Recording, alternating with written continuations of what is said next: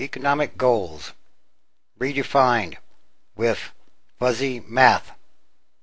Unemployment debt forecasts less bleak with new benchmarks or goalposts. There's little doubt about it. Many of the jobs lost in the downturn are unlikely to return, even when the economy recovers. It also seems beyond dispute that, without drastic policy changes, the nation's bulging debt will haunt future generations.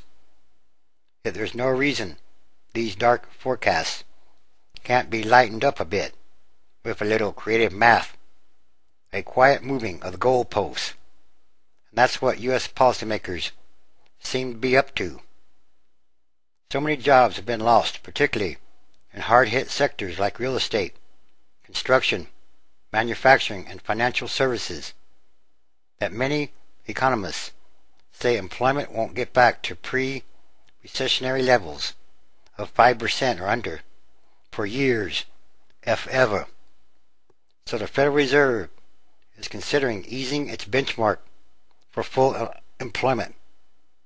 Supposedly, the state in which everybody who wants a job can find one at locally prevailing wages.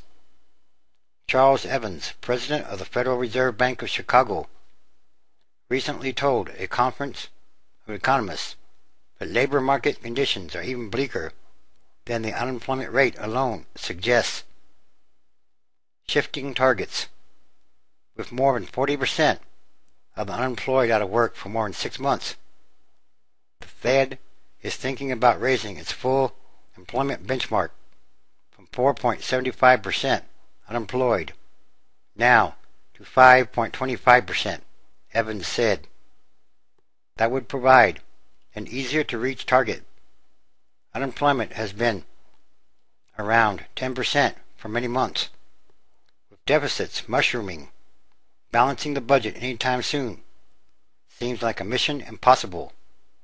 Even so, President Barack Obama is tackling the job. He tasked a bipartisan budget-cutting commission to propose ways to eliminate the primary deficit by 2015. But his formulation also appears to move the goalposts closer by leaving out one of the biggest annual expenditures: interest on the $12.7 trillion national debt, the accumulation of years of annual deficits. Interest payments will cost the U.S. $209 billion just this year alone, the biggest federal spending item after Social Security, Medicare, and defense. Leaving it out is like figuring credit card debt without mentioning finance charges. But it makes a budget balancing job sound a lot easier, said a longtime Capitol Hill budget economist or analyst, and now a managing director of Corvus Capital, a Washington-based economic consulting firm. It's roughly the equivalent of talking about the deficit and not including defense spending, he said. To a certain extent, it's a PR stunt, or likened to a shell game. It changes the field from 100 yards to 80 yards. Fancy footwork. Nearly every administration at some point has used fancy budget footwork to dance over politically divisive spending issues. President George W. Bush didn't fully account for the cost of the wars in Iraq and Afghanistan in his regular budgets.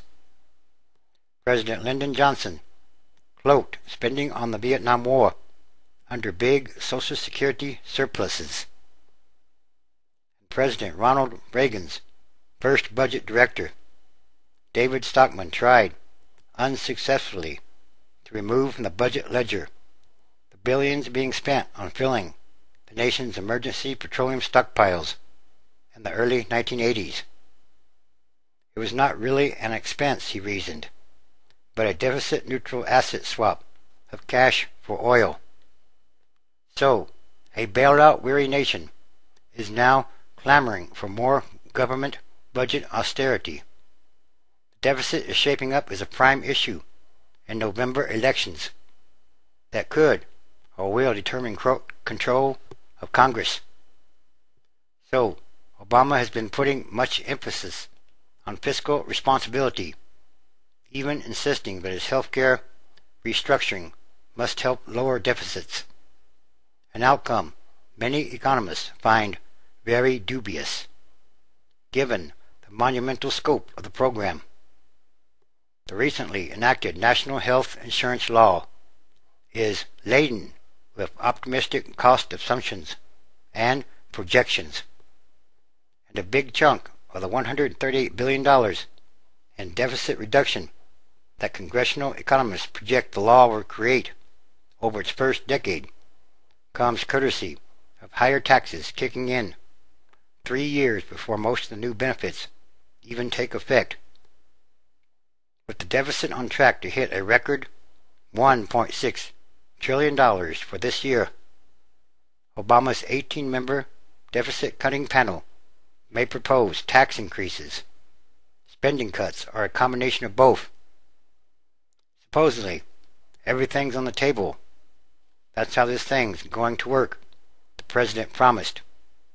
But primary deficit, the shortfall the commission is charged with trying to eliminate in 5 years, is a term seldom heard in the past, except from the mouths of budget wonks.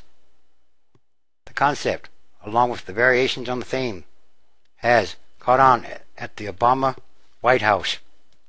In other words, the government is using dubious math or fuzzy math to make the good look better and to leave out some of the bad. In other words, not really telling the whole truth. And again, there's something much more going on here, something much bigger. Real change must happen.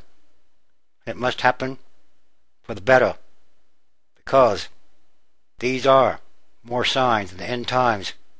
Transition days. The transition is a process. It happens day by day, all around the world. These are more signs.